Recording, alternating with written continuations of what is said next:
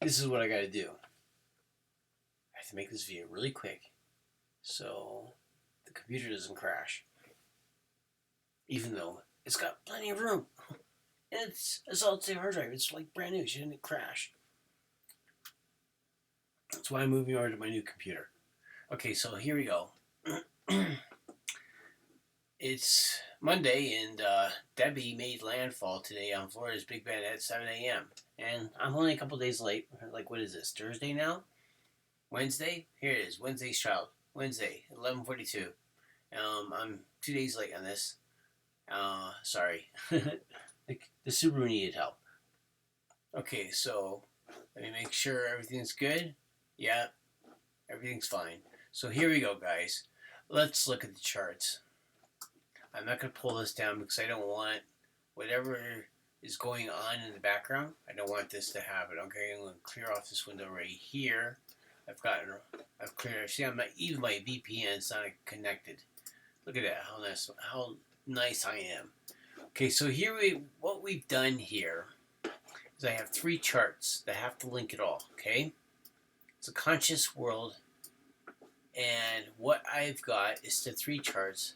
My material eye, being a Gemini, and then I'm observing the state of Florida, which has a Gemini on the ascendant at 0 degrees 29 minutes, and here I am at 1 degree 55 minutes. It's like a degree out. Okay? And my chart for Florida makes, it's a logical chart because look at the Sagittarius ascendant at midnight. It's perfect, right? What's Sagittarius? Rockets and amusements and parks and all those things that we do with our thigh, like surf. It's a beautiful chart for Florida. Okay, and what also makes this a great chart, because this is the day, but also makes this a great chart is that the sun of Florida is in conjunct. Sun of Florida is in conjunct my Jupiter, but the sun of Florida is opposite my Venus, and one of my prized memories was going to Disney World. Right? Right. So, and it goes on and on and on with this, guys. It's actually a really beautiful chart. There's three really beautiful charts here. But the big thing is, while I have a Pilsner, a Three Sisters Pilsner, what I have here, guys, look at this. Is this beautiful? You're rambling astrologer. Can you see the beauty of all of this? I'm going to show you this really quick here. We have the ascendant and a Mars packed house. Okay, Aries house, Mars, first house. We have the ascendant being Leo at 12 degrees. And it's beautiful, right? The chart is absolutely beautiful because that ascendant, that sun would be opposed the third house, Saturn in Aquarius for Florida, right? And then we have that sun also being in conjunction with the 12 degrees 32 minutes, right? And the new moon. Where was the new moon?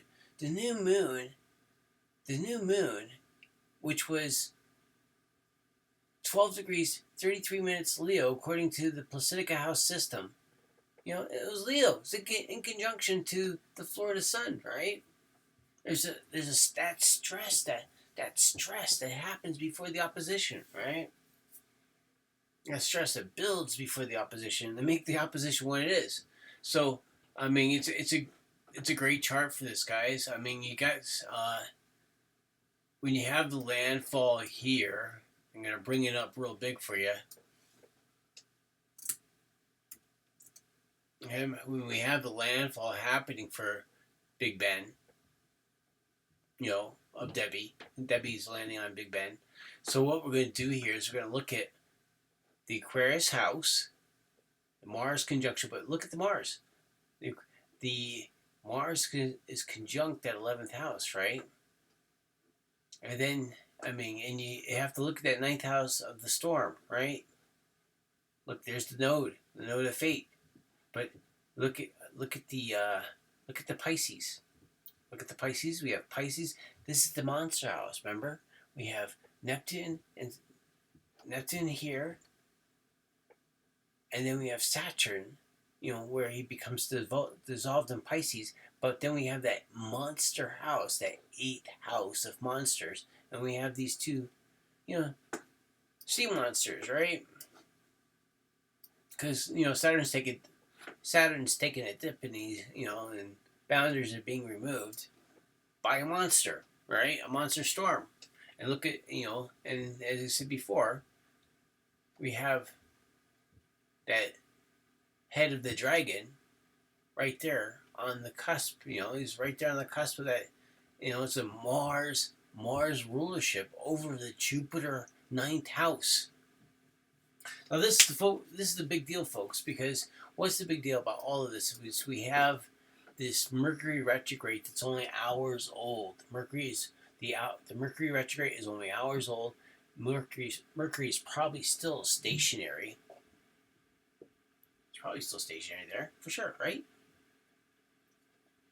But this is the first part of the Mercury retrograde. This is the first day, the first hours of the Mercury retrograde. So when we think about the Cazimi, Mercury will go backwards, he'll retrograde, and he'll get consumed by the sun, spit out again, and live it all, and tell, right? Because that's what Mercury does. He's the guy that tells. He's the communicator. Look at that dragon's tail. Look at that dragon's tail in the third house, communications. Amazing charts, guys. Here is the Florida chart once again. Now here again, looking at this, because what makes all this work is that here I am looking at Florida. My Gemini ascendant's looking at the descendant, right? It's a beautiful matchup because my Jupiter is at 12 degrees 33 minutes. So it's right between that. It's not quite that 13-degree mark. It's that building 13-degree mark, and we know what that 13-degree mark is. But also, we can see how Saturn is sitting away across from my Jupiter, right? Florida is sitting on my moon. They're amazing, but look at this. Mars is actually square my moon at 26 degrees. Now look at the Big Ben here.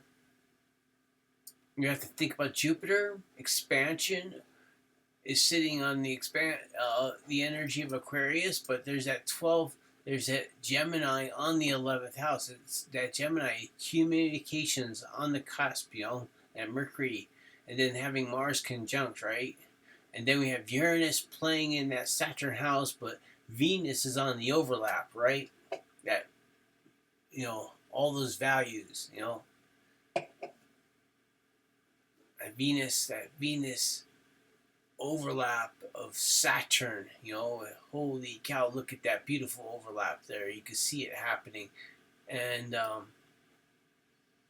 so that's actually trying my that 7-degree mark's trying my Juno, right? Look at that.